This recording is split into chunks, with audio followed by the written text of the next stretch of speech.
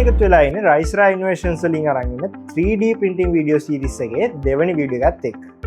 පළවෙනි වීඩියෝ එකේදී මම ඔයාලට කියලා දුන්නා මොකද්ද 3D printing කියන්නේ, ඊට පස්සේ මොකද්ද මේකේ තියෙන ප්‍රධාන steps 4, අපි පොඩි brief introduction එකක් දුන්නා ඒක ගැන. අද ඔයාලට මේකේ 3D printing වල තියෙන interest එක තව ටිකක් වැඩි වෙන්නත් එක්ක අපි මේ steps 4 follow කරලා කොහොමද print එකක් එලියට ගන්න කියන තැනට වෙනකම් process එක චුට්ටක් බලමු. මුලින්ම මම ඔයාලට අරගෙන ආවා Tinkercad එකෙන් ඩිසයින් කරපු බේසික්ම 3D මොඩල් එකක්. මම කිව්වා Tinkercad කියන එක පොඩි කෙනෙක්ට උනත් යූස් කරන්න පුළුවන් සරල software එකක්. මේක නිකන් solid box එකක්. ඒක ඇතුලේ සිලින්ඩර් එක හැඩති part එකක් අපි අයින් කරලා තියෙනවා. දැන් මම ඔයාලට පළවෙනි වීඩියෝේ කියපු විදිහට මේක සේව් කරගන්න ඕනේ obj හරි .stl කියන හරි මෙතඩ් දෙකෙන් එකකට. අපි ඉන්ඩස්ට්‍රි එකේ වැඩිපුරම යූස් කරන්නේ .stl කියන ෆයිල් මෙතඩ් එක. එහෙනම් අපි මේක .stl කියන ෆයිල් මෙතඩ් එකට සේව් කරගමු. දැන් අපි මේ සේව් කරගත්ත ෆයිල් එක ඕපන් කරාම මේක ඕපන් වෙන්නේ ඔයාගේ ලැප් එකේ ඔයාගේ ලැප් එකේ ස්ලයිසර් software එකක් තියෙනවා නම් එන්නේ ස්ලයිසර් software එකකින්. මේක ගොඩක් වෙලාවට මම කිව්වා තාම ඔයාලට ලොකුවට ෆැමිලියර් නැතුව ඇති මේ ස්ලයිසිං කියන්නේ මොකක්ද කියන එකේ මම බ්‍රීෆ් ඉන්ට්‍රොඩක්ෂන් එකක් දුන්නා. නමුත් අපි ලොකුවට මේ ස්ලයිසිං කියන එකේ ඩීප්ලි කියලා දෙනවා අනිවාර්යයෙන්ම මේ වීඩියෝ සීරීස් එක ඇතුලේ. අපි දැන් ජස්ට් බලමු මොකද්ද මෙතන වෙන්නේ කියන එක. දැන් ඔයාලට පේනවා ඇති අපි හදාගත්ත ඔබ්ජෙක්ට් එක අපේ ස්ලයිසර් software එක ඇතුලේ ඕපන් වෙලා තියෙනවා. මෙතනදී අපි මේක print කරන්න ඕනේ මොන print එකේද? අපිට මෙතන සිලෙක්ට් කරන්න පුළුවන් print කරන්න ඕනේ මොන print එකේද කියලා. දැන් මගේ එහා පැත්තේ තියෙන P1s එක. ඒ හින්දා මම මේක P1s කියන ඔප්ෂන් එකට යනවා. දැන් එයාලා මට දීලා තියෙනවා එක එක විස්තර කීපයක්. මම මෙතනදී ඔයාලට ස්ලයිස් කරන එක ගැන වෙනම වීඩියෝ එකකින් ඩීප්ලි කියලා දෙන්නම්. මම මෙතනදී සරලව ඔයාලට අපි වෙනස් කරන දේවල් කීපයක් විතරක් පෙන්වන්නම්. අපිට පුළුවන් ඩයමීටර් එක වෙනස් කරන්න. අපි සාමාන්‍යයෙන් print පාවිච්චි කරන්නේ 0.4 ඩයමීටර් එක. ඒ හින්දා අපි ඒක පාවිච්චි කරනවා.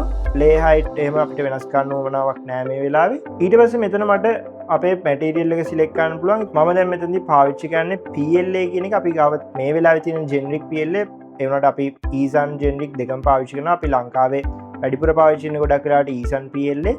අපි PLA කියන එක සිලෙක්ට් කරලා අපේ අනිත් settings නම් මේ වෙලාවේ අපිට හදන්න උවමනාවක් නැහැ. අපි මේක ස්ලයිස් කරලා බලමු මොකද්ද වෙන්නේ කියලා. ඔයාලට මතක නම් මම අර කලින් වීඩියෝ එකේ කිව්වා පාන් ගෙඩියක් පෙති කපනවා වගේ කියලා මේ ස්ලයිසිං software එකෙන් කරන වැඩේ. බලන්න මෙතන ඔයාලට පේනවා මේ අපේ ඔබ්ජෙක්ට් එක layers 40කට වෙන් වෙලා තියෙනවා. අපිට මේ එක එක layer එකෙන් layer එක මේක print වෙන විදිය මෙන්න මෙහෙම බලන්න පුළුවන්. පළවෙනි layer එකේ ඉඳන් කොහොමද print වෙන්නේ කියලා අපිට බලන්න පුළුවන්. ඊට අමතරව අපිට මෙතන වෙනස් කරලා බලන්න පුළුවන් කොහොමද nozzle එක මේ print එක layer එකකදී nozzle එක කොහොමද travel වෙන්නේ කියලා අපිට බලන්න පුළුවන්. අපි මේක කරගත්තයින් පස්සේ අපි යනවා මෙතන print plate කියන option එකට. මෙතනදී අපිට ආයිත් අපේ device එක හරියටම select කරන්න පුළුවන්. ඊට පස්සේ අපි දීලා තියෙන material එක හරියටම select කරන්න පුළුවන්. ඊට පස්සේ අපිට print එක send කරන්න පුළුවන්. ඔන්න දැන් අපි අපේ printer එකට G code එක යවලා තියෙනවා. ඔයාලට මතක නම් මම කිව්වා G code එක කියන්නේ printer එකට කියවන්න පුළුවන් විදිහට මෙයා nozzle එක කොහෙටද ගෙනියන්න ඕනේ කියලා දෙන විදියක්. ඉතින් අපේ print එක දැන් අපි යවපු G code එක read කරලා print එක පටන් ගන්නවා. මේ වීඩියෝ එකේ අන්තිමට අපි ඔයාලට පෙන්නන්නම් මොකද්ද print වෙලා තියෙන්නේ කියලා.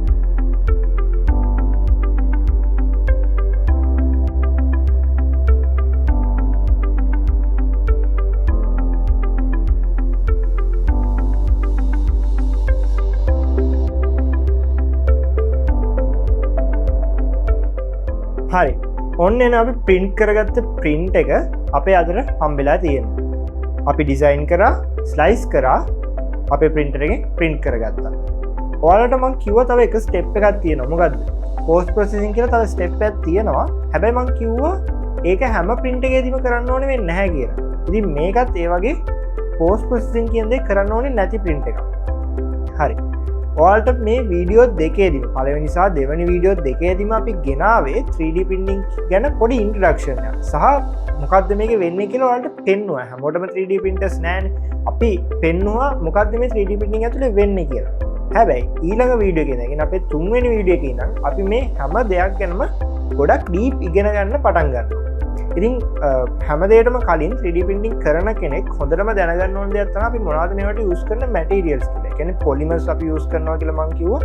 මේ මැටීරියල්ස් වල හොඳ අන්ඩර්ස්ටෑන්ඩින්ග් එකක් තිබෙන්නේ නැත්නම් අපිට බෑ අපිට ඕන කරන print එක මොන මැටීරියල් එක යූස් කරලාද කරගන්න කියලා හිතාගන්න. ඉතින් ඊළඟ වීඩියෝ එකේ අපි කියනවා මැටීරියල්ස් ගැන හොඳ කම්පැරිසන් එකක්, හොඳ ඉන් ඩීටේල් කම්පැරිසන් එකක්. සබ්ස්ක්‍රයිබ් කරලා තියාගන්න අපේ channel එක. ඊළඟ වීඩියෝ එකෙන් හම්බෙමු.